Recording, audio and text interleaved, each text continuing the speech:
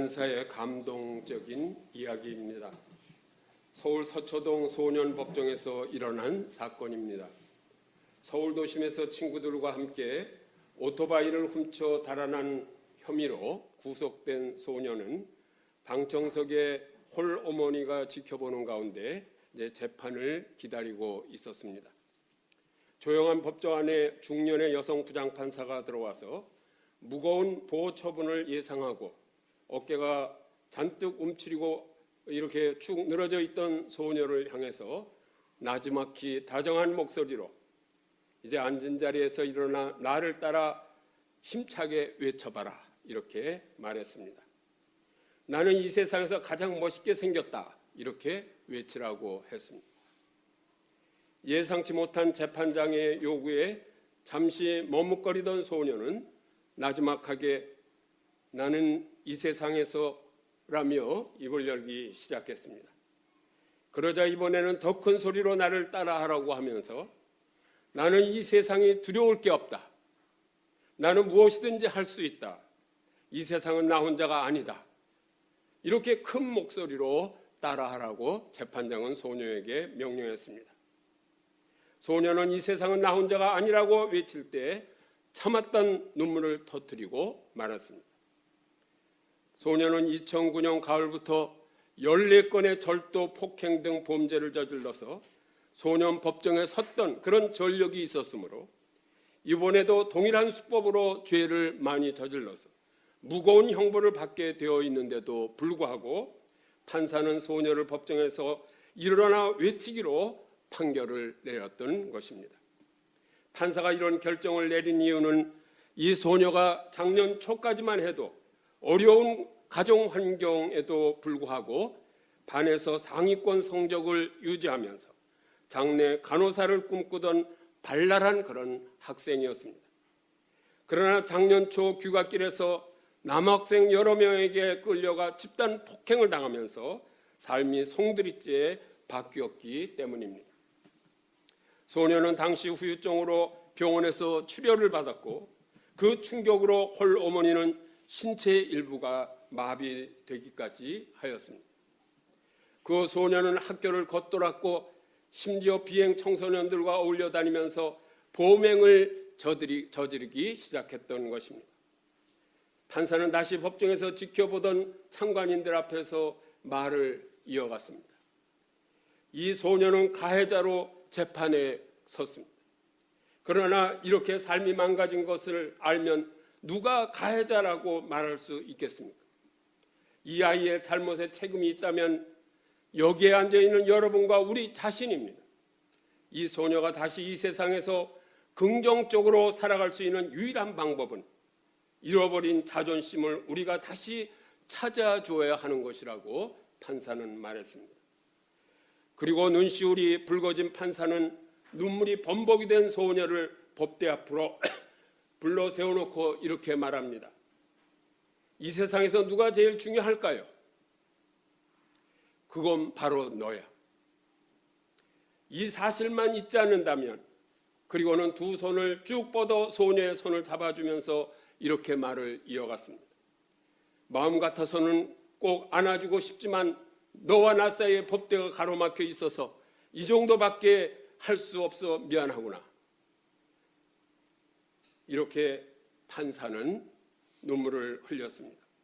이 사건은 2010년 4월에 서초동 법원청사 소년법정에서 16세 소녀에게 서울가정법원 김기옥 부장판사가 판결을 내렸던 사건의 내용입니다. 김기옥 부장판사, 이 명판결로 이 참여했던 모든 사람들은 방청석에 있던 모든 사람들까지 눈물을 흘리게 했던 그런 사건이었습니다. 판사의 주문은 4가지였습니다. 나는 이 세상에서 가장 멋있게 생겼다. 나는 무엇이든지 할 수 있다. 나는 이 세상에서 두려울 게 없다. 이 세상에 나는 혼자가 아니다며 이렇게 따라 외치라는 것이었습니다. 성도 여러분, 이 소녀뿐 아니라 나는 누구입니까? 오늘 본문에 나는 세상을 이기는 자라고 말씀하십니다. 요한일서 5장 4절부터 5절을 함께 보시겠습니다. 시작. 무릇 하나님께로부터 난 자마다 세상을 이기느니라. 세상을 이기는 승리는 이것이니 우리의 믿음이니라. 예수님께서 하나님의 아들이심을 믿는 자가 아니면 세상을 이기는 자가 누구냐? 그러면 나는 세상을 이기는 자인데 무엇으로 세상을 이긴다고 오늘 이 본문에서 말씀하십니까? 오늘 본문에 우리의 믿음이라고 말씀하십니다. 성도 여러분, 이제 2014년 첫 주일을 우리가 이렇게 하나님께 예배드리면서 시작합니다. 우리가 세상을 이겨야 합니다. 2014년을 승리로 이끌어야 가는데 여러분 안에 무엇이 있어야 됩니까? 믿음이 있어야 됩니다. 우리 함께 우리도 그 소녀와 같이 외쳐보시기 바랍니다. 나는 믿음으로 세상을 이길 수 있다. 같이 따라하십시오. 시작. 나는 믿음으로 세상을 이길 수 있다. 나는 하나님께서 이 세상에서 가장 멋있게 만드셨다. 같이 하겠습니다. 시작. 나는 하나님께서 이 세상에서 가장 멋있게 만드셨다. 나는 믿음으로 무엇이든지 할 수 있다. 시작. 나는 믿음으로 무엇이든지 할 수 있다. 나는 믿음이 있기 때문에 이 세상에 두려울 게 없다. 시작. 나는 믿음이 있기 때문에 이 세상에 두려울 게 없다. 나는 이 세상에 혼자가 아니다. 하나님이 함께 하신다. 시작. 나는 이 세상에 혼자가 아니다. 하나님이 함께 하신다. 어떤 사람이 늦게 밤에 집에 돌아왔는데 놀랍게도 잔디밭에 1m쯤 되는 뱀이 이렇게 지나가는 걸 보았습니다. 그 순간 그 사람의 심장은 고동이 빨라지고 다량의 스트레스 호르몬인 아드레날린이 혈액 안에 분비될 것이었습니다. 그래서 흥분한 그 사람은 재빨리 정원용 삽으로 그 뱀을 내리쳐서 여러 토막으로 동강을 냈습니다. 다음 날 아침 그 사람은 그가 죽인 뱀을 보려고 나갔습니다. 그런데 뱀은 온데간데 없고 토막으로 잘려진 것은 뱀이 아니라 정원용 호수였습니다. 그 사람은 어젯밤에 분명히 뱀을 보았습니다. 그래서 그 뱀을 삽으로 죽였습니다. 그러나 죽인 것은 뱀이 아니라 호수였습니다. 우리는 우리가 보는 대로 행동합니다. 호수도 뱀을 보면 뱀인 줄 알고 이렇게 우리가 대하게 됩니다. 마찬가지로 성도 여러분의 믿음이 있으면 나는 믿음의 눈으로 세상을 이길 수 있다고 확신하게 되는 것을 믿으시기 바랍니다. 그러나 믿음이 없으면 이길 수 있는 것도 뱀으로 보여서 그냥 도망가기에 바쁘게 되는 것입니다. 여러분에게 믿음이 있으면 그 믿음으로 나는 하나님께서 창조하셨기 때문에 세상에서 제일 아름답다고 이렇게 말할 수 있습니다. 누가복음 11장 34절에 내 몸에 등불은 눈이라 내 눈이 성하면 온몸이 밝을 것이요 만일 나쁘면 내 몸도 어두우리라 이렇게 주님께서 말씀하십니다. 믿음의 눈으로 세상을 봐야 세상을 이길 수 있습니다. 우리는 어떤 일을 계속 똑같은 방법으로 볼 때가 있습니다. 이것을 습관이라고 말합니다. 우리가 습관이 되어버렸다고 말하지 않습니까? 우리는 무엇으로 습관이 되어 있습니까? 우리 믿는 사람들도 믿음 없는 눈으로 사물을 보는 습관이 이게 되어 있는 것은 아닙니까? 이런 성도들도 많습니다. 믿질 않는 습관입니다. 믿는다고 하면서도 믿지 않기 때문에 세상을 이길 수가 없이 밤낮 실패자로만 살 수밖에 없는 것이 그것이 오늘의 그리스도인은 아닌가요? 이런 성도님들은 금년에도 습관처럼 실패하면서 살 수밖에 없을 것입니다. 확실하게 믿음을 가지고 하나님이 나와 함께 하시며 그렇기 때문에 나는 금년에 승리하는 삶을 산다.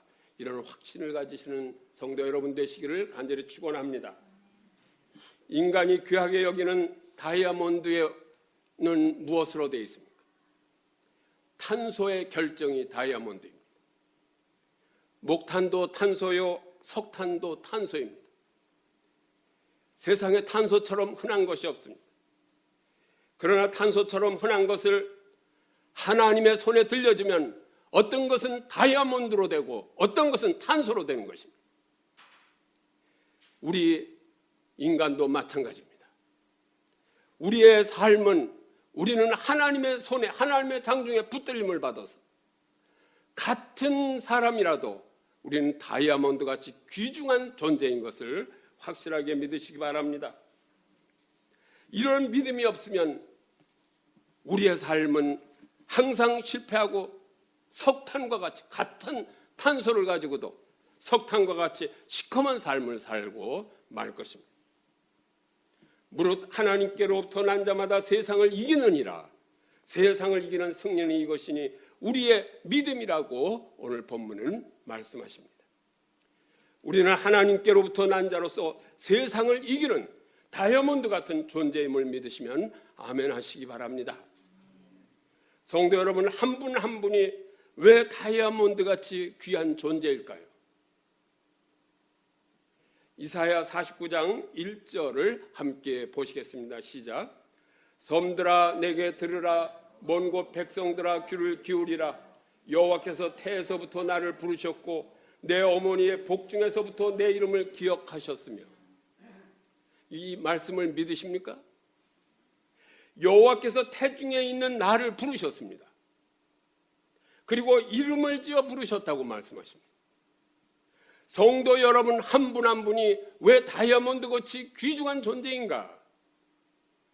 여러분이 이 땅에 태어나기 전에 여러분의 이름을 부르면서 여러분의 존재를 확인하고 그리고 여러분을 불러주셨던 하나님, 그분이 여러분을 이토록 그렇게 사랑하면서 이 땅에 나오게 하셨는데 여기 귀중하지 않은 존재가 어디 있습니까? 누가 우리가 태어나기도 전에 내 이름을 불러주는 사람이 누가 있습니까? 그러나 하나님은 우리를 그렇게 불러주신 거예요. 그리고 이 땅에 나게 하셨단 말이에요. 왜 부르셨나요? 창세기 1장 27절을 함께 보시겠습니다. 시작. 하나님이 자기 형상 곧 하나님의 형상대로 사람을 창조하시되 남자와 여자로 창조하시고. 하나님께서 나를, 우리가 아닙니다. 나를 하나님의 모습대로 창조하신 거예요. 하나님이 자기 형상, 곧 하나님의 형상대로 사람을 창조하시되 이랬어요. 그러니까 나는 누구인가? 하나님의 형상, 하나님의 이미지를 지는 그런 하나님의 자녀로 이렇게 만드신 거란 말이죠. 얼마나 귀합니까? 이 세상에 약 65억 인구가 다 하나님의 형상을 지니고 이 땅에 태어났어요. 그러니까 65억 인구 중에 똑같은 사람은 한 명도 없습니다. 그렇기 때문에 내가 귀한 거예요. 근데 왜 누구하고 비교해요? 똑같은 사람이 아닌데. 그래서 하나님은 우리를 창조하실 때 인격적으로 창조하신 것을 믿으시기 바랍니다. 그러므로 나는 이 땅에 태어나면서부터 목적 없이 그냥 태어난 것이 아니라 하나님의 이미지, 하나님의 형상의 일부분을 가지고 태어나서 65억 인구가 똑같지 않기 때문에 그 크신 하나님의 어느 한 점을 그걸 닮아서 나를 만드셨기 때문에 만약에 내가 하나님의 그 점대로 이 땅에서 그것을 이 땅에서 내가 하나님의 뜻을 이루어드려야 되는데 그걸 이루지 못한다면 하나님의 그 뜻은 이 땅에서 이루어지지 않는 거란 말이죠. 얼마나 귀한 존재입니까? 그러므로 여러분 한 분 한 분은 귀한 존재로 다이아몬드 같은 존재로 창조하시고 이 땅에 내놓으신 것을 믿으시면 아멘 하시기 바랍니다. 그렇기 때문에 나는 내가 살아내야 할 그 하나님의 뜻, 나를 만드신 하나님의 목적대로 살아야 할 그 뜻을 알아야 돼요. 그러므로 우리는 아무렇게나 살 수 없는 것입니다.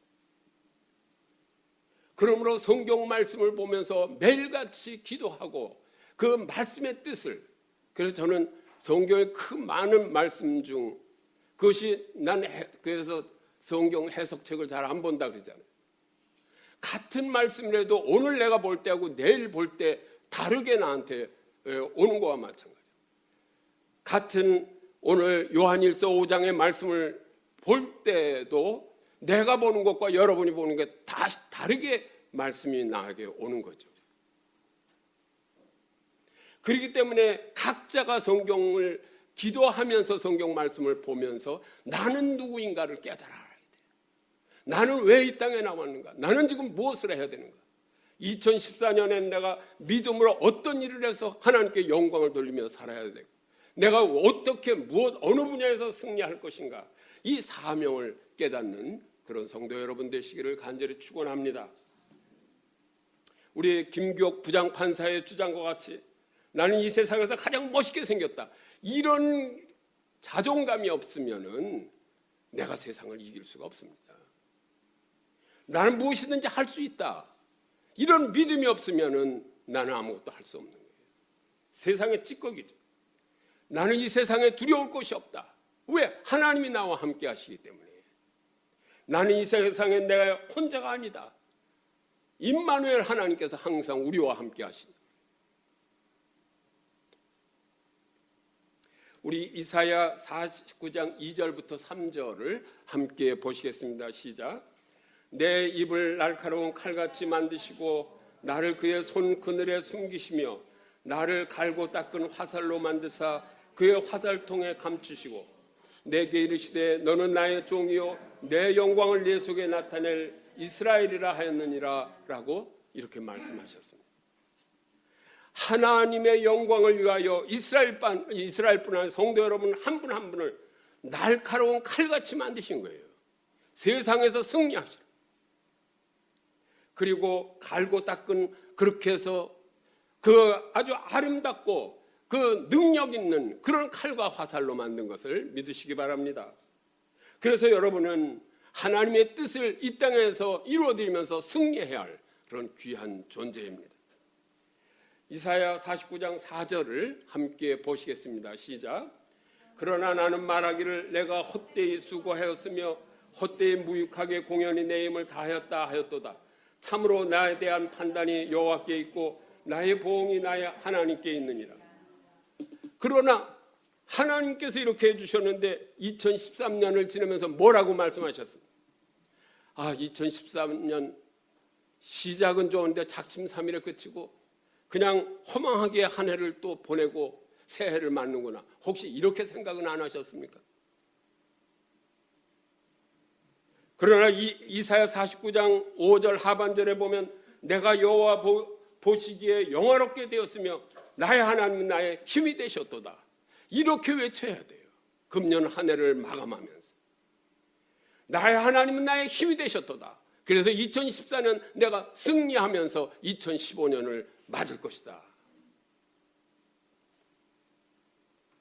우리가 지난 1년을 지내고 스스로 판단하기에 무익해 보일 것이나, 그러나 하나님은 무익하다고 말씀하시지 않고 하나님은 우리로 하여금 내가 너에게 힘이 되어줘서 네가 내 영광을 드러낸 영광스러운 존재가 되었다. 이렇게 우리를 칭찬해 주시는 주님의 음성을 들으시는 그런 여러분 되시기를 간절히 축원합니다. 우리는 존귀한 존재들입니다. 우리는 믿음으로 세상을 이길 수 있는 존귀한 존재들입니다. 전능하신 아버지 하나님께서 나에게 힘이 되어주셔서 우리는 세상을 이길 수 있습니다. 믿음이 무엇입니까? 맡기는 것입니다. 하나님께 믿음으로 금년 한 해를 맡겨드리면 우리는 승리할 수 있습니다. 그래서 난 이 동요를 같이 부르면 좋을 것 같아요. 아빠하고 나하고 만든 꽃밭에 채송화도 봉선화도 한창입니다. 여기서 아빠는 하나님 아빠예요. 하나님 아빠하고 나하고 만든 꽃밭 정원이 있습니다. 여러분의 인생의 정원, 하나님 아빠와 내가 함께 만든 그 정원에 채송화도 봉선화도 꽃이 피고 한창이었습니다. 아빠가 메어내온 새끼줄을 따라 나팔꽃도 어울리게 피었습니다. 근데 그 정원 한쪽에 아빠가 새끼줄을 매놓으셨어요. 그 새끼줄 따라 나팔꽃이 어울리게 피었습니다. 그 나팔꽃이 새끼줄을 따라 피지 않고 그냥 바닥에 기면서 폈으면 며칠 안 가서 다 지고 말 거예요. 새끼줄 따라 피었기 때문에 아름답게 핀 거예요. 아빠가 메어놓은 새끼줄을 따라 우리가 꽃을 피워야 됩니다. 내가 가는 길, 내가 가야 할 하나님 아빠가 메어온 그 새끼줄 따라 내가 가는 것이, 그것이 우리가 믿음으로 승리하는 겁니다. 아빠가 만들어준 새끼줄 따라 나팔꽃이 아름답게 피었습니다. 2014년 나팔꽃이 그 새끼줄 따라 피우는 그런 승리하는 한 해가 되시기를 간절히 축원합니다. 그런 의미에서 이 동요를 함께 한번 불러보겠습니다. 시작. 아빠하고 나하고 만든 꽃밭에 채송화도 봉선화도 한창입니다. 아빠가 메어놓은 새끼줄 따라 나팔꽃도 어울리게 피었습니다.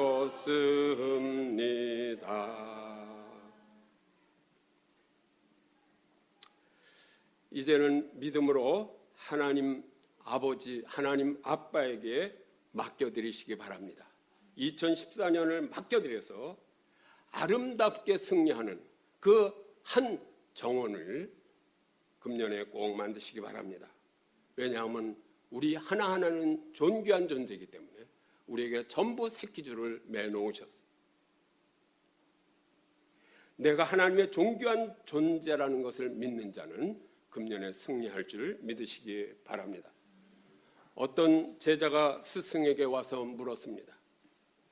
오랜 동안 수련을 했지만 아직도 인간의 진정한 가치를 모르겠습니다.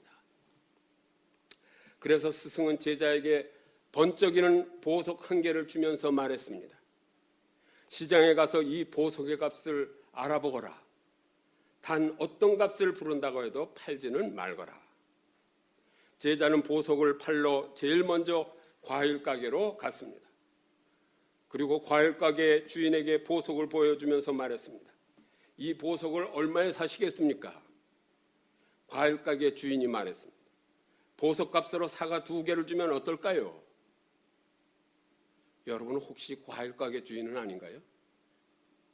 여러분 보석 같은 존재인데 사과 2개 값으로만 치는 거 아니에요? 다음은 야채 가게에 가서 똑같이 물었습니다.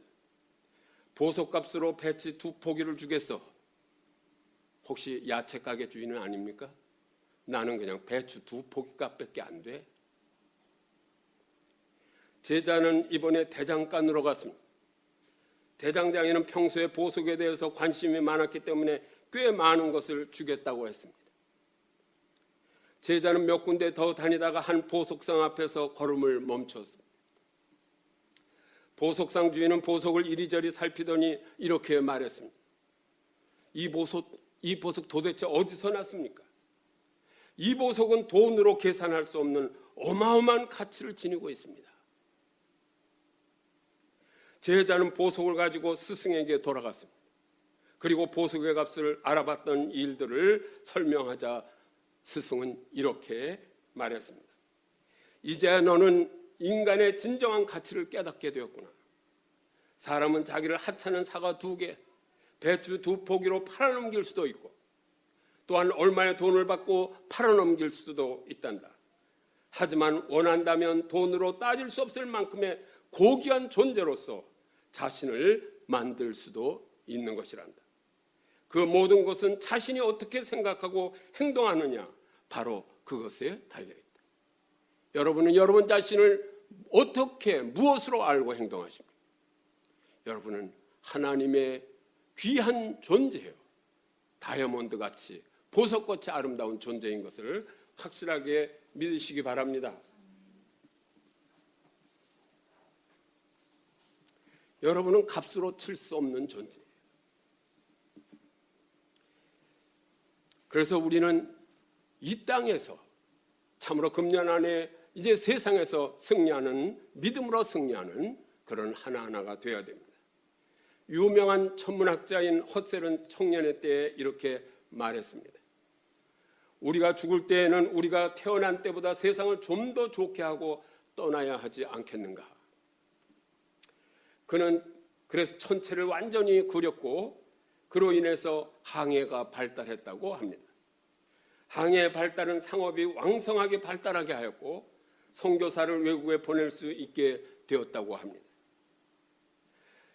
우리도 이 헛셀의 말처럼 세상에서 승리하면서 세상을 하나님의 뜻에 합당하게 좀 더 좋게 하고 이 세상을 떠나야 하지 않겠습니까? 그러면 우리 참 좋은 교회 성도님들은 어떤 흔적을 남기고 이 세상을 떠나시겠습니까? 리빙스톤은 선교사였습니다. 그는 스코틀랜드에서 직물상의 아들로 태어났습니다. 그는 아프리카를 복음화하려는 꿈을 가지고 아프리카로 갔습니다. 37년간 아프리카에서 헌신하면서 처음에는 주로 전도를 했습니다. 그러나 그는 곧 전도만 가지고는 안 되겠다고 이렇게 깨닫게 됐습니다. 그래서 그는 아프리카 대륙을 탐험하면서 이제 지도를 만들기 시작했습니다. 그리고 무역의 길을 개척했습니다. 장사하는 사람들이 돌아다닐 수 있는 지도를 만든 것입니다. 그러면 그 뒤로 그 길을 통해서 전도도 잘 될 것이라고 이렇게 확신을 가지고 지도를 만들었습니다. 그래서 전도를 중재하고 그는 탐험가가 됐습니다. 결국 리빙스톤은 콩고를 기독교 국가로 세우는 데 공을 세우게 됐습니다. 영국의 존 로크라는 학자가 있었습니다. 이 사람의 사역은 책을 쓰는 일이었습니다. Essay on Human Understanding이라는 책에서 그는 인간은 대단히 가치 있는 존재이고 개인은 국가보다 귀중하다는 그런 사상을 가지고 글을 썼습니다. 그러나 그 당시에 유럽은 국가주의를 가지고 있어서 이 사상은 개인을 알아주는 이런 사상은 알아주는 데가 없었습니다. 그런데 이 책이 프랑스의 루소가 읽었고 몽테스큐가 읽었고 미라보가 이 책을 읽게 되었습니다. 그리하여 이 사상이 프랑스에 번져 2800만의 프랑스 국민을 움직여 프랑스 대혁명을 일으키게 되었습니다. 그래서 프랑스 공화국이 탄생한 것입니다. 존 로크는 사실상 책으로 남기는 그런 귀한 사역을 하고 이 땅을 떠난 것입니다. 우리가 캠퍼스에서 복음을 전하여 많은 젊은이들이 우리 교회에 오지 않아도 나는 괜찮다고 이렇게 봅니다. 한 학생을 세우는 것이 중요합니다. 한 학생 한 사람을, 그래서 이 존 로크 같은 그런 학자를 만들고 리빙스톤 같은 그런 선교사를 만들어서 참으로 하나님이 기뻐하시는 세상을 이기며 승리하는 그런 한 사람 한 사람을 우리 성도들이 함께 세워가는 그런 여러분 되시기를 간절히 축원합니다. 우리는 믿음으로 세상을 이기는 하나님의 자녀인 것을 분명히 우리가 확신하면서 또 이 어린 자녀들을 깨우쳐야 할 것입니다. 존 버년이라는 사람은 학문을 배워보지 못한 그런 사람이었습니다. 우리가 꼭 대학을 안 나와도 마찬가지입니다. 그는 말하기를 나는 플라톤의 책도 아리스토텔레스의 책도 읽은 일이 없다. 다만 예수 그리스도의 은혜를 입은 가련한 죄인이기에 다만 내가 생각하는 대로 쓰는 것이다. 이렇게 말했습니다. 그리고 그는 철로역정이라는 유명한 책을 썼습니다. 그러면 나는 돈도 별로 없고 학문도 없고 재주도 없단 말인데 나는 무엇을 하고 이 세상을 이기며 살 것인가? 나는 오히려 이런 처지에 있는 사람들이 더 큰 영향력을 유산으로 남기고 하나님께로부터 칭찬받으리라고 이렇게 생각합니다. 미국의 마운트 홀리오크라는 작은 신학교가 있었다고 합니다. 이 학교에 이름 없는 선생 메리 라이언이라는 여선생이 있었는데 이분은 자기의 여학생들에게 이렇게 말했습니다. 남이 가기를 꺼려하는 곳으로 가라. 남이 싫어하는 일을 하라. 여기 오늘 귀한 분들이 많이 오셨는데 이분들이야말로 남이 가기를 꺼려하는 곳으로 가고 남이 싫어하는 일을 하시는 분이 아닌가 이렇게 칭찬을 드리고 싶습니다. 우리 성도님들 중에 학벌이 없고 돈이 없고 아무것도 없을지라도 이런 일을 못할 사람은 없을 것입니다. 남이 가기를 꺼리는 곳으로 가고 남이 싫어하는 일을 할 수 없는 사람은 아무도 없을 것입니다.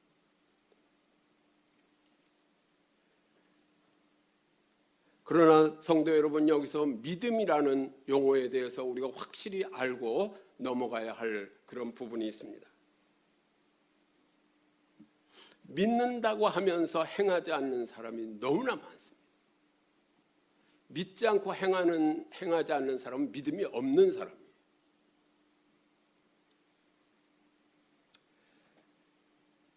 그래서 오래된 명언이 이런 말씀이 있습니다. 말이 있습니다. 당신이 비록 항해 중에 태풍을 만나 온 마음을 다하며 기도할지라도 당신이 해변가로 배를 저어가기 위해서는 온 힘을 다해야 한다. 기도만 하고 앉아있으면 안 돼요. 그래서 저는 이거 좀 어폐가 있지만 기도만 하고 앉아있는 놈들 나쁜 놈들이라 이렇게 얘기를 해요. 나쁜 놈들 아니에요 그거. 지가 뭔데 기도만 하고 하나님 시키고 앉아있어. 기도하고 믿음이 생기고 확실하면 그다음엔 지가 해야지. 이게 하나님께. 그러니까 기도만 하고 앉아있는 놈들은 나쁜 놈들이다. 이거 좀 어폐가 있습니까? 좀 확신을 가지면 뭔가 해야 돼요. 이런 얘기는 너무나 많이 듣던 얘기예요. 어떤 사람이 홍수가 나서 온 마을에 이제 물이 차 있을 때 그는 그의 집 1층에서 창문 밖을 내다보면서 이제 배를 타고 있는 다른 사람을 이제 태연히 구경만 하고, 다른 사람들은 물이 차니까 이제 배 타고 구명보대 타고 있었어요. 그는 나는 하나님께 기도했으니까 하나님께서 나를 구해 주실 거야 이렇게 믿고 그 배를 타지 않았습니다. 그때 그 배에서 탄 사람들이 빨리 배 타시오 하자. 그는 아니요, 나는 예수님을 믿고 있습니다. 예수님이 나를 구해 주실 것입니다. 1층에 물이 차자 그 사람은 2층으로 피신했습니다. 2층에서 창문을 내다보니까 다시 배에 탄 사람들이 이렇게 지나가면서 빨리 배 타고 생명을 구하라고 이렇게 손짓을 하지만 아니 나는 기도를 많이 했기 때문에 하나님이 날 구해 주실 거예요. 층마다 계속 물이 차자 그 사람은 지붕 위로 올라갔습니다. 헬리콥터가 날아와서 그의 머리 위에 배하면서 조종사가 큰 소리로 외칩니다. 이제 줄을 타고 올라와서 생명을 구하시오. 그래도 그를 아니요, 나는 주님만을 믿습니다. 그래서 그는 결국 익사하고 말았습니다. 그 불쌍한 남자는 결국 천국문에서 하나님을 만났습니다. 하나님께 불평을 했습니다. 저는 분명히 하나님을 믿었는데 왜 저를 죽게 하셨습니까? 그때 하나님께서 말씀하셨습니다. 내가 너를 위해서 배를 2번이나 보냈고 헬리콥터를 1번 보냈다. 근데 왜 너는 그걸 안 탔냐?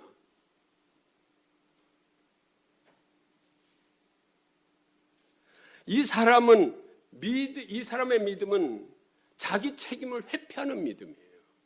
믿음은 이런 것이 믿음이 아닙니다.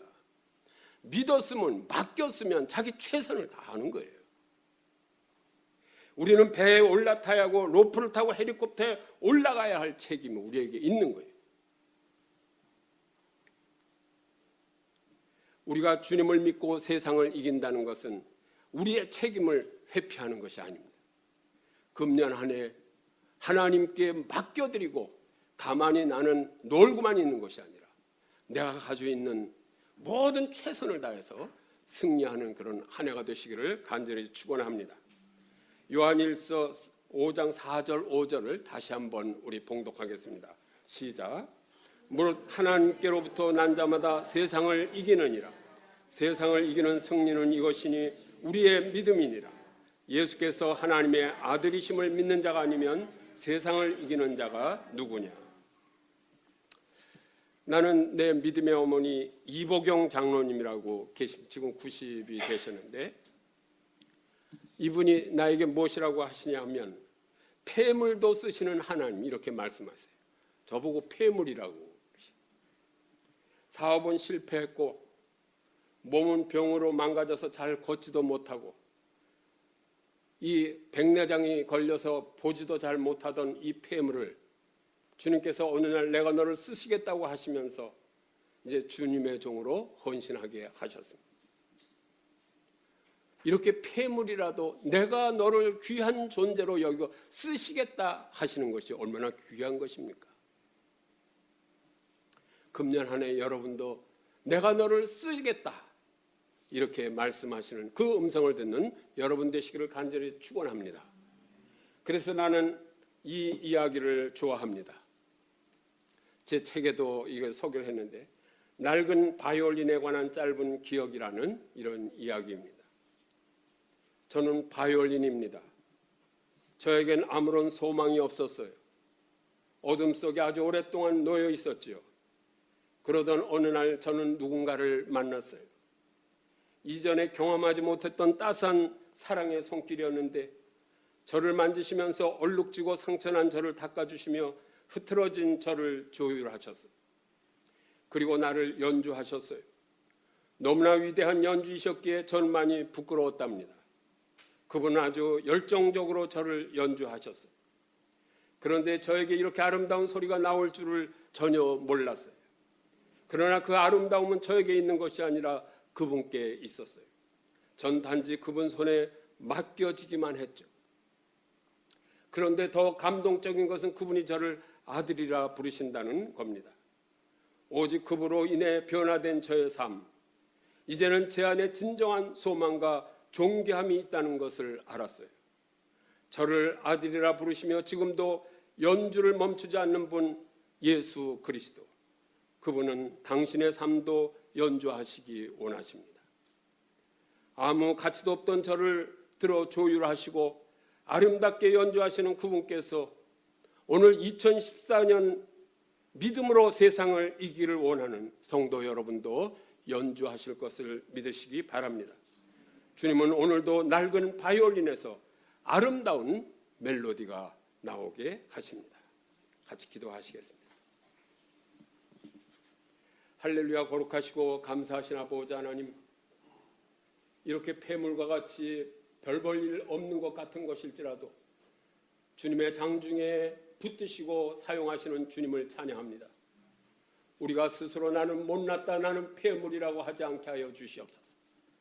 나는 하나님께서 만드신 존귀한 다이아몬드 같은 존재라는 것을 인식하고 믿음으로 하나님께 맡겨드리는 삶을 살며 2014년 한 해를 승리하는 귀한 당신의 자녀들 되도록 축복하여 주시옵소서. 우리 주 예수 그리스도의 이름으로 기도드리옵나이다.